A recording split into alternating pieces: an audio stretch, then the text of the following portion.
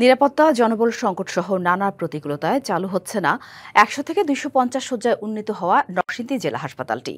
প্রতিদিনই এই হাসপাতালে রোগী বৃদ্ধির বিপরীতে মিলছে না কাঙ্ক্ষিত চিকিৎসা সেবা। প্রতিদিনই নরসিংদী ও আশপাশের জেলা থেকে চিকিৎসা নিতে আসেন শত শত রোগী।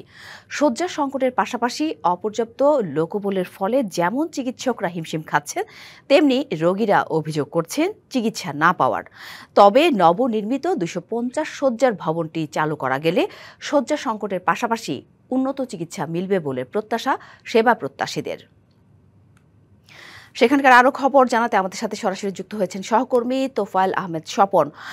স্বপন, চিকিৎসা ব্যবস্থা নিয়ে কি বলছেন সেখানে চিকিৎসা নিতে আসা রোগী ও স্বজনরা, এবং যে সংকটগুলো নিরাপত্তা, জনবল, তার বিভিন্ন সমস্যা নিয়ে এই সমস্যাগুলোর সমাধান কেন হচ্ছে না, এর পরিপ্রেক্ষিতে কি বলছেন হাসপাতাল কর্তৃপক্ষ, জানাবেন সব মিলিয়ে।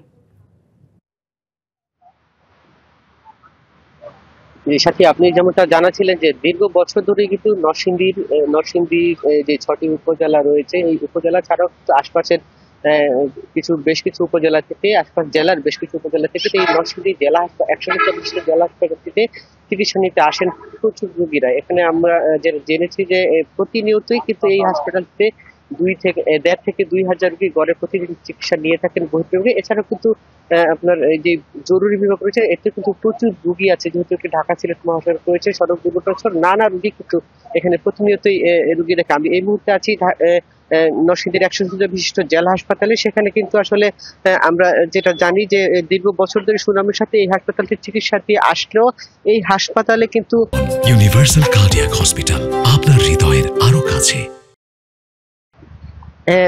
যে চিকিৎসকরা রয়েছেন তারা কিন্তু বলছেন যে পর্যাপ্ত লোকবলের অভাব রয়েছে এবং বেশ কিছু যে সংকট রয়েছে, এই সংকটের মধ্য দিয়ে চিকিৎসকরা তাদের সেবা দিয়ে যাচ্ছেন।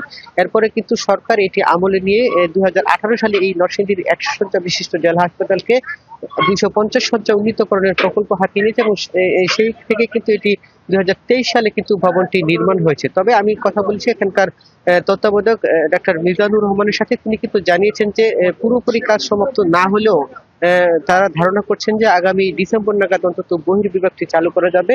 আমি কথা বলছি আজকে ডাক্তার মিজানের সাথে। তিনি কিন্তু জানিয়েছেন যে আজও যে ১০০ শয্যা বিশিষ্ট জেলা হাসপাতাল রয়েছে, এটিতে প্রায় ২১৭ জন রোগী রয়েছেন ভর্তি। এছাড়াও কিন্তু ডেঙ্গু রোগীও রয়েছেন আরো প্রায় ৩৬ জন। তবে ডাক্তাররা বলছেন যে তাদের যে অপর্যাপ্ত লোকবল, চিকিৎসক সংকট সহ নানা সংকটের মধ্যেই তারা এই বহুল রোগীদের সেবা দিয়ে যাচ্ছে এবং তারা বলছেন যে ২৫০ শয্যা সেটি যদি তারা পূর্ণাঙ্গরূপে নিরাপত্তা বাহিনী সহ সার্বিকভাবে তারা তাদের আয়ত্তে পান এবং পরে কিন্তু তাদের যে সেবার মান আরো বৃদ্ধি পাবে বলে কিন্তু ডাক্তার মিজানুর রহমান জানিয়েছেন। আমি কথা বলি এখানকার যে পূর্ত বিভাগের নির্বাহী প্রকৌশলী রয়েছেন, তিনি কিন্তু জানিয়েছেন যে ২৫০ শয্যার বিশিষ্ট যে ভবনটি নির্মিত হয়েছে সেটি কিন্তু প্রায় আরো ১০ ভাগ কাজ বাকি রয়েছে এবং ডিসেম্বর নাগাদ যদি এই হাসপাতাল কর্তৃপক্ষ চায় তাহলে কিন্তু তারা এই হাসপাতাল কর্তৃপক্ষকে বুঝিয়ে দেবে এবং পরেই কিন্তু ২৫০ শয্যা চালু হবে বলে হওয়া সম্ভব হবে বলে আমরা বিভিন্ন সূত্রে জানেছি।